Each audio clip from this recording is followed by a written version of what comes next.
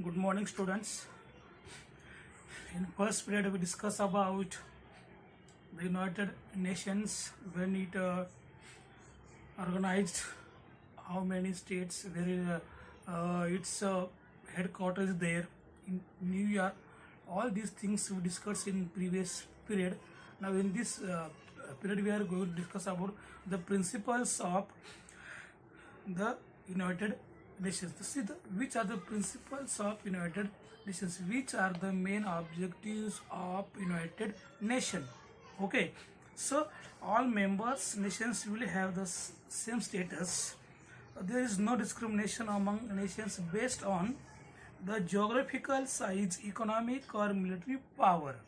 See here, what status is given equally to all the nations.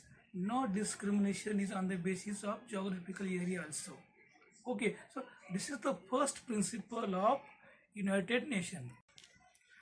Now second principle, second objective is that members of nations of United Nations should respect the freedom and geographical unity of other member nations. So what they have geographically free, they all should be treated as equally, no discrimination, and they give respect to all the members of the nations.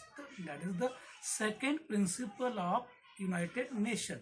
Now next, all members nations should solve their international disputes and mutual differences by peaceful means. What is the objective? Third, all the nations, they will try to solve their disputes, their problem in the peaceful manner without violence. So by peacefully they will try to solve their disputes, their problems, and what are the international or national, so on the basis of only peacefully.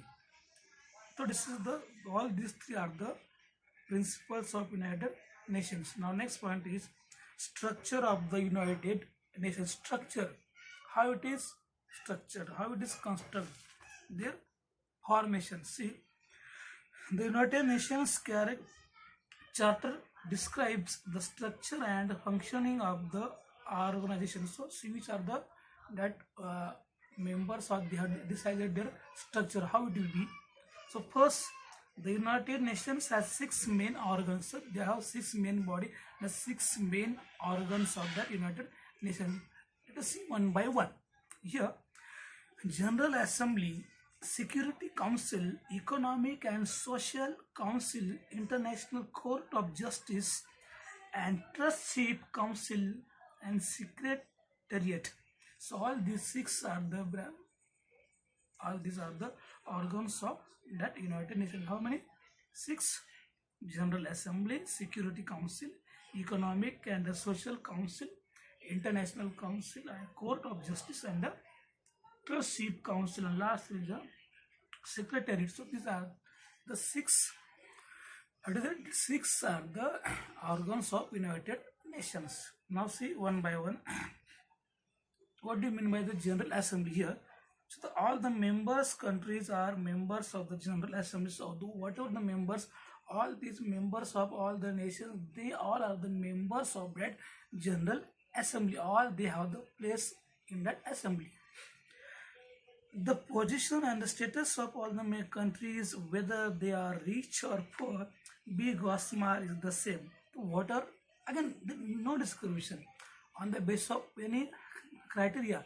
All they have the representative in that assembly as a member of that United Nations. Okay, now next is that every year the General Assembly means in its session from September to December. So when it start, every year their assembly start from September, their session September to December.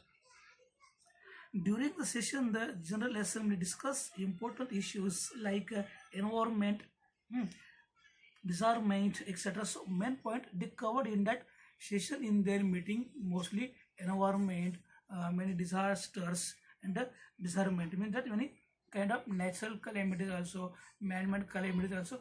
All these points they covered in their session. Okay, now So as we know, that is the decision in the General Assembly are taken by a majority, and whatever the majority, when they follow majority, and the decision is passed by following the majority. Okay, then General Assembly are taken by majority. These decisions are what we can say as the in the form of uh, resol- resolution. So the General Assembly only passes resolution. What, it does not make law. Yes. So what was the formation of the form of that suggestion? That only in the form of suggestion they cannot make a law. They can guide. They can suggest only. Okay. Now the significance of the General Assembly, or the importance of General Assembly, lies in being a platform for representatives for what purpose? Of the member nations to come together and discuss and make policy decisions on issue of global importance. So what? So through that session, through that General Assembly, all the members of all the United Nations, that countries, they have freedom to express their views, their thought, and for what purpose? For the purpose of to solve the issue on the level of international level and as a global level. Okay, this is only about the General Assembly. Okay, now next is functions of General Assembly. The first point is the functions of General Assembly. What are their functions, their work? So their work is as the to now the function of the General Assembly to elect the non-permanent members of the Security Council. So what is the first function? To elect the non-permanent security that members of the Security Council. Okay, then to choose the United Nations Secretary General and the judges of the International Court of Justice. Second function, to elect, to choose the United Nations or this Secretary General, okay, and the judges of that international court. For what purpose? To solve that issues on the international level. Then in consultation with the Security Council, but how? With the discussion of all these members, that consultation with other members, then they decide who will be the justice, chief justice, and who will be the secretary of that council. Number third function of that United Nations, means that General Assembly is to pass the annual budget of the United Nations. What? To pass, to approve the budget for their United Nations expenditure. So these are the some functions of the General Assembly. We stop here. Next Security Council we discuss in our next video or next period. Okay.